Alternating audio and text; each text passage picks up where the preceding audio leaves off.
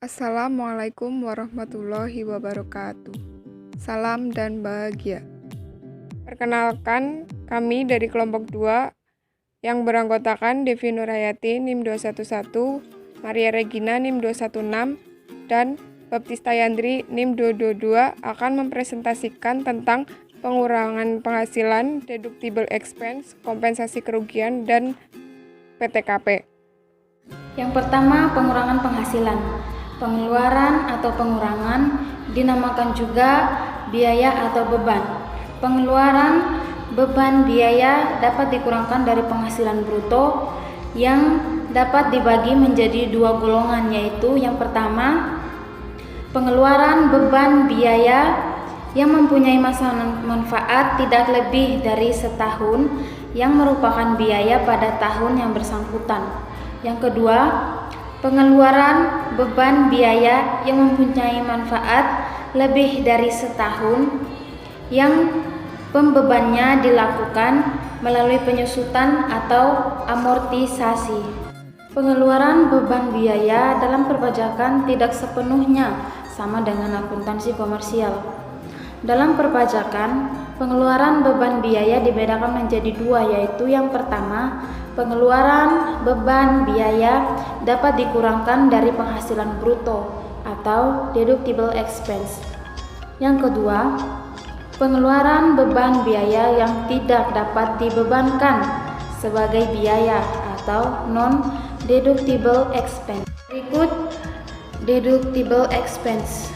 Pasal 6 Ayat 1 Undang-Undang Nomor 36 Tahun 2008 menyatakan bahwa besarnya penghasilan kena pajak wajib pajak dalam negeri dalam bentuk usaha tetap ditentukan berdasarkan penghasilan bruto dikurangi untuk mendapatkan, menagih, dan memelihara penghasilan termasuk biaya yang secara langsung atau tidak langsung berkaitan dengan usaha, antara lain yang pertama, biaya pembelian bahan, yang kedua, biaya berkenaan dengan pekerjaan atau jasa termasuk upah, gaji, honorarium, bonus, gratifikasi, dan tunjangan yang diberikan dalam bentuk uang. Yang berikut, bunga, sewa, dan royalti. Yang berikut yaitu biaya perjalanan. Yang berikut, biaya pengelolaan limbah, premi asuransi, biaya promosi dan penjualan yang diatur dengan atau berdasarkan peraturan Menteri Keuangan. Yang berikut, biaya administrasi dan pajak kecuali pajak penghasilan. Yang berikut contohnya, dana pensiun A pendiriannya telah mendapat penegasan dari Menteri Keuangan memperoleh penghasilan bruto yang terdiri atas penghasilan yang bukan merupakan objek pajak sejumlah 100 juta ribu rupiah. Penghasilan bruto lainnya 300 juta ribu rupiah. Kemudian dijumlahkan, maka jumlah penghasilan bruto sejumlah 400 juta ribu rupiah. Apabila seluruh biaya sebesar 200 juta ribu rupiah, maka biaya yang boleh dikurangkan untuk mendapatkan, menagih, dan memelihara penghasilan adalah 3/4 dikali 200 ribu rupiah sama dengan 150 ribu rupiah. Berikut penyusutan atas pengeluaran untuk memperoleh aset berwujud dan amortisasi atas pengeluaran untuk memperoleh hak atas biaya lain yang mempunyai manfaat lebih dari 1 tahun. Berikutnya, iuran kepada dana pensiun yang pendiriannya telah disahkan oleh Menteri Keuangan. Yang berikut, kerugian karena penjualan atau pengalihan aset yang dimiliki dan digunakan dalam perusahaan atau yang dimiliki untuk mendapatkan, menagih, dan memelihara penghasilan. Berikutnya, kerugian selisih kurs mata uang asing. Kemudian, biaya penelitian dan pengembangan perusahaan yang dilakukan di Indonesia. Kemudian, biaya beasiswa, magang, dan pelatihan. Salam dan bahagia. Saya Baptista Yandri Paudai akan melanjutkan pembahasan dari kami kelompok 2. Baik.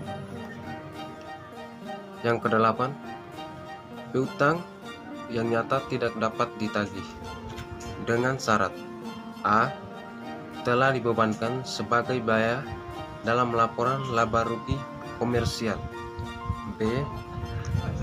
Wajib pajak harus menyerahkan daftar piutang yang tidak dapat ditagih kepada Direktorat Jenderal Pajak. Dan C.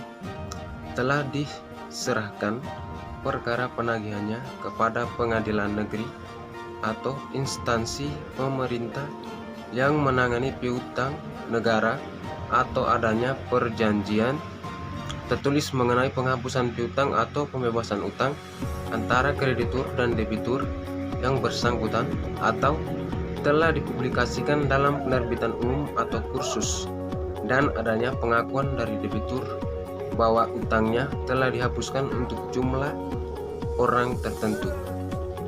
Yang berikut D. Syarat dari huruf C tidak berlaku untuk menghapuskan piutang tak tertagih debitur kecil yang pelaksanaannya diatur lebih lanjut dengan atau berdasarkan peraturan Menteri Keuangan. Yang kesembilan, sumbangan dalam rangka penanggulangan bencana nasional ditetapkan dengan peraturan pemerintah. Yang ke-10, sumbangan dalam rangka penelitian dan pengembangan yang dilakukan di Indonesia yang ditentukannya diatur dengan peraturan pemerintah. Yang ke-11, biaya pembangunan infrastruktur sosial yang ketentuannya diatur dengan peraturan pemerintah. Yang ke-12, sumbangan fasilitas pendidikan yang ketentuannya diatur dengan peraturan pemerintah.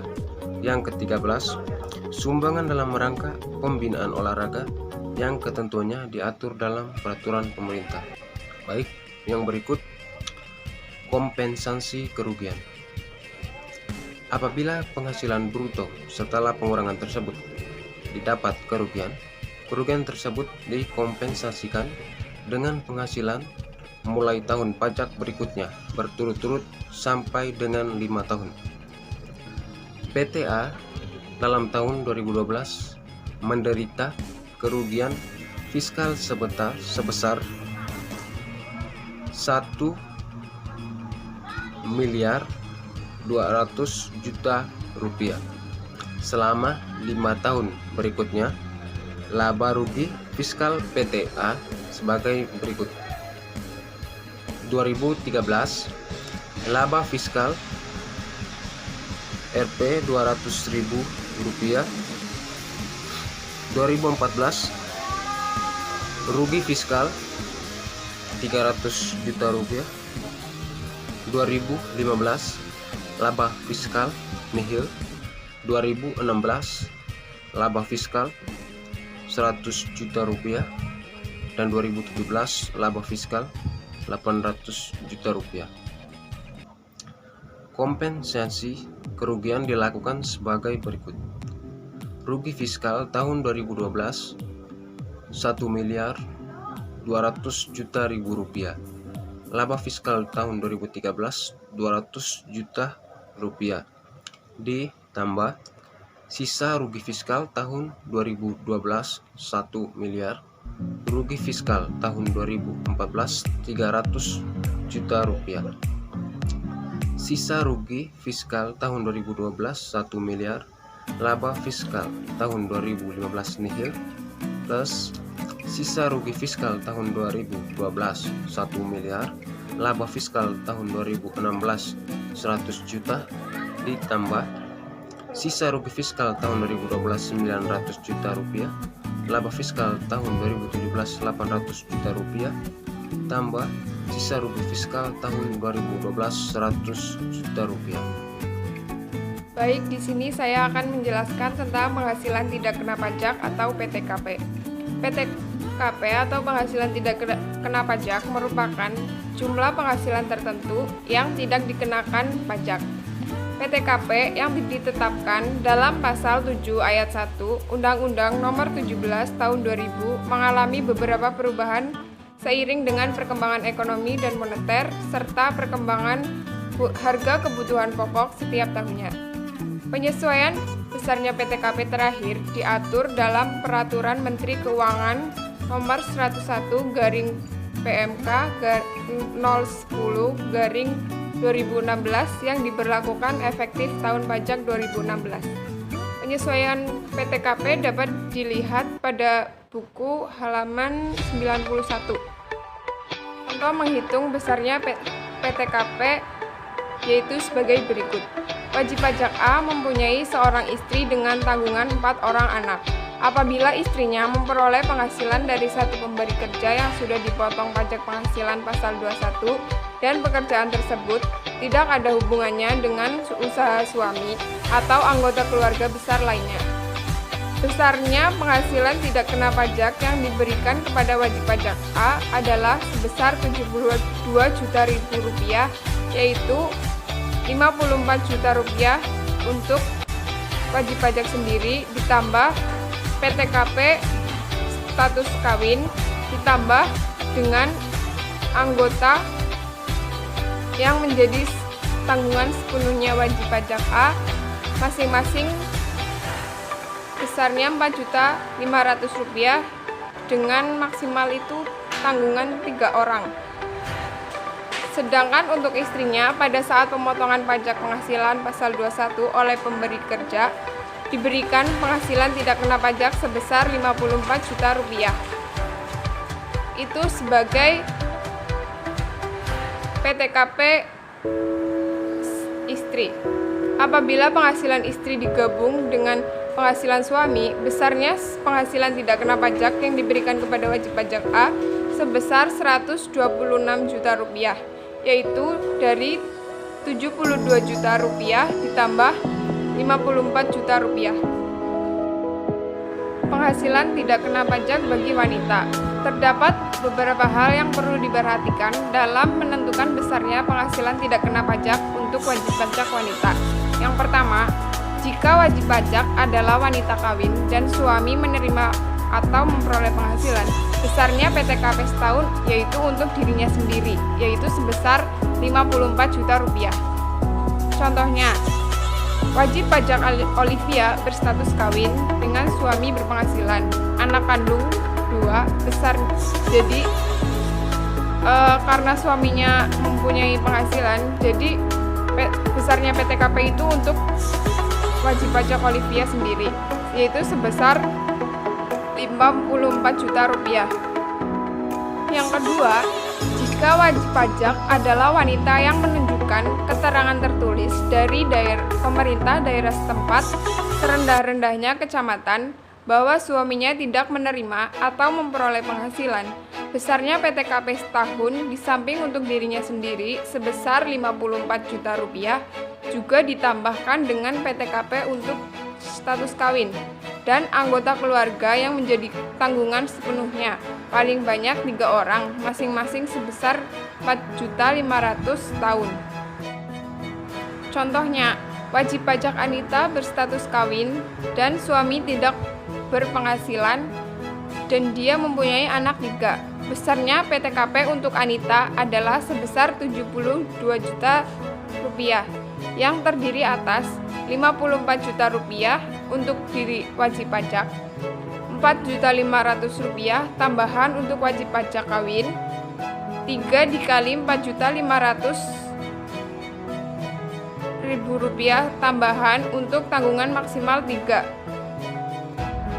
Untuk yang ketiga, jika wajib pajak tidak kawin, maka besarnya PTKP setahun di samping untuk dirinya sendiri sebesar Rp54 juta ditambah PTKP untuk keluarga yang menjadi tanggungan sepenuhnya, paling banyak 3 orang, masing-masing sebesar Rp4.500.000 tahun. Contohnya yaitu wajib pajak Agustina berstatus tidak kawin dengan tanggungan 2 orang kandung. Besarnya PTKP untuk Agustina adalah Rp63 juta, yaitu yang terdiri atas Rp54 juta untuk diri wajib pajak, 2 kali Rp4.500.000 tambahan untuk tanggungan. Sekian presentasi dari kelompok kami.